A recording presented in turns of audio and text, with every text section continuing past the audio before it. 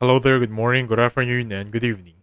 So on this video, I'm going to teach you how to use your iPhone as your webcam on your Windows PC or laptop. So for this one, open up a browser and type in here Microsoft Store, like this one right here. Alright? So click on that one right there. So once you're inside here, type in Camo Camera right there.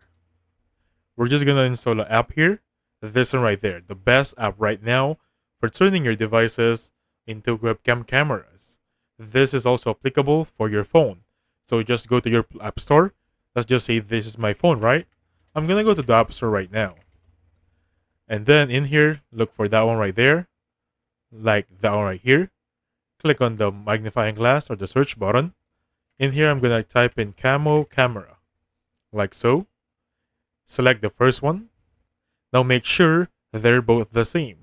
And I think each one is gonna be related to another one.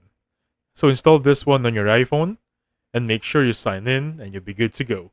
As you can see on the samples in here, they're very clear, very trustworthy. Pretty awesome if you're gonna ask me. And that's it.